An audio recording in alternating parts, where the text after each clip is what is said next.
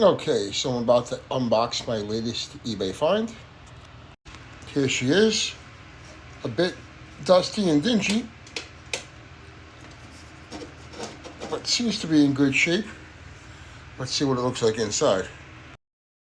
So this is interesting. It comes with two 45-volt batteries, which are obviously in series. So 90 volts would do it, and I'm going to run her on a 67.5, and I'm sure it would work. This I have to rebuild. This is in very bad shape, as you can see. Hopefully I can open that and get what's in it out. This I have to rebuild. But I have one that's rebuilt already, so we can very easily do a test on this radio. So these two batteries have been previously made and rebuilt.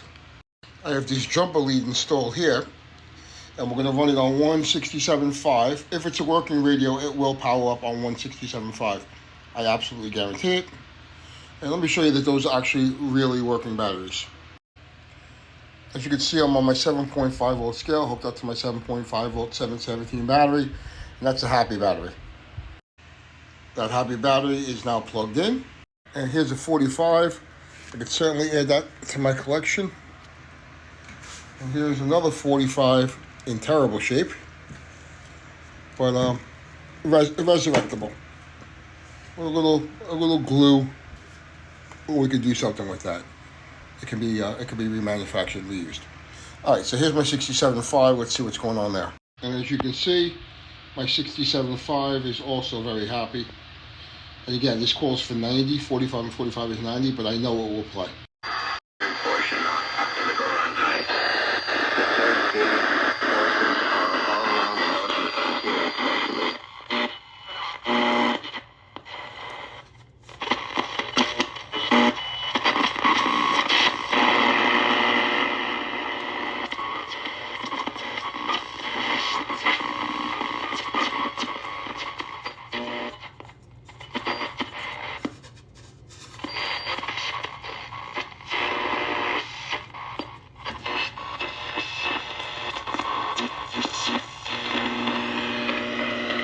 Now, give me a second to work on this a little bit. The first thing I'm going to do is clean the prongs on the power cord to make sure I get a good connection there.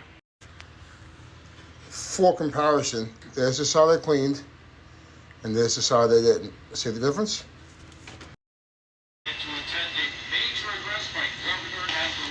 Oh, I got it working. Let's see if I can get it back together, and it still works. These tubes have very dirty contacts, and so do the sockets. That's the problem. To learn more about our work around the world, go to children.org today. Listening to Fox Sports New Jersey. Download the iHeartRadio app and indulge while you... This is Fox Sports Radio. The most fearless voices... So let's see if we can get this cover on this cabinet together without shaking into these tubes and keep it working. So there she is. One dirty, ugly, but working radio.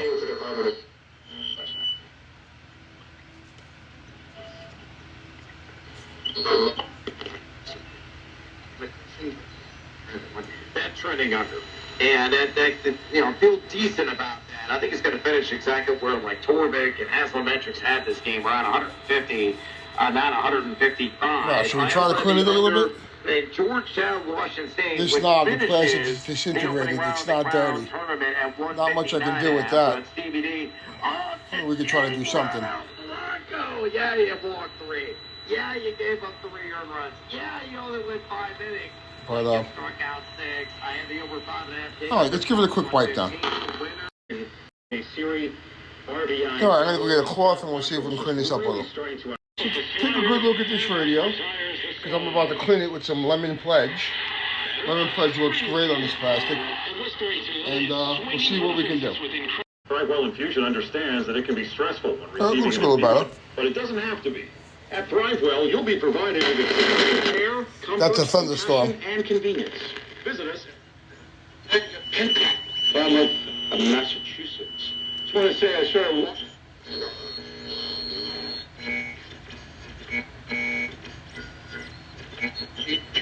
style, all right.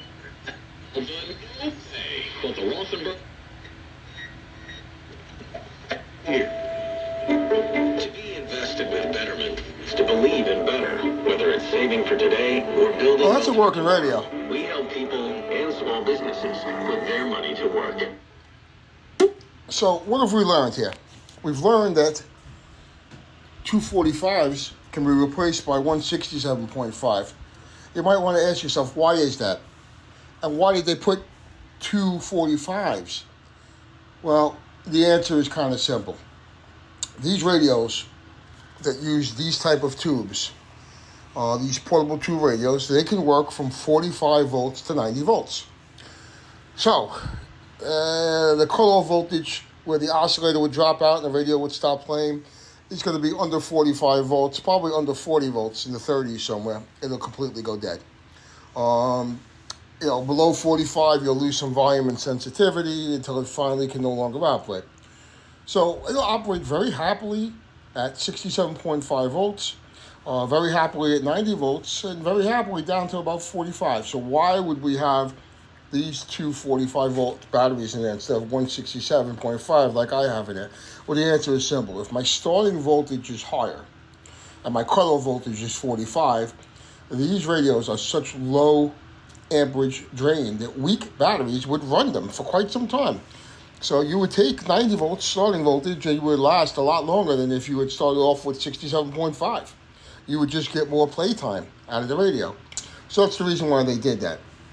So I don't have any 45s in my collection, so I'm going to resurrect these boxes. I don't think I'm going to rebuild them. I think I'm just going to display them, but I'm going to try to make that Burgess one look a little better. And there you have it. It's another working radio. I am not going to do any restoration on this radio at all. I could paint that tan. It would look a lot better. That's not dirt. The plastic's actually disintegrating. It has lost the oils that make it plastic. It's just falling apart. If I try to clean that, it will crumble. And the internals of this knob are all in poor shape too, although the externals seem to have held up pretty good. But it is a working set. And let's see. The rest of your lives. Steve Fitter's Local 4. That's what you have. These things were built at a time when things were made to last. They were made to be serviceable. And when you get these things in your hand, if you ever decide to do what I do, the main thing I do that makes these radios work 90% of the time is to clean that power cord, because that's part of the protection circuit so that you can't run batteries and AC at the same time. Clean the power cord and wiggle the tubes. 90% of the radios come in, do not instantly play. There's oxidation on the tube pins, between the tube pins and the contacts of the socket. 90% of them don't play until I do a little shaky with the tubes. On this one, the little shaky got it to come to life, but it still sounded poorly. I actually used my Dremel and I polished very gently the tube pins, and then I cleaned the tube sockets with contact cleaner. And then I used my tube tester to verify that the tubes were actually good. I didn't show you that, and they were. And this radio works. It does not need a recap, although it could probably benefit from one. And if you really wanted a resurrection on this, a restoration rather than a resurrection, you would have to recap it. You would have to take apart each one of those sockets and squeeze the pin connections in a little bit. And you'd have to clean the oxidation off every one of these tube pins. Because when I move this radio from room to room, if I put it down roughly, it will, again, stop playing until I wiggle those tubes and get those pins to make contact. I can guarantee you that. Many of them, when I go to power them up, that are on the shelf, don't power up until I do the little wiggle dance inside to get them to make contact again properly. But another survivor, and this is the hobby. I just get a thrill, a high out of hearing these things play. It's an addiction. It's definitely becoming a sickness, collecting these radios, but I like to hear them play, and I like to make these videos. So thanks for watching. Please like and subscribe. It helps me greatly. Thank you.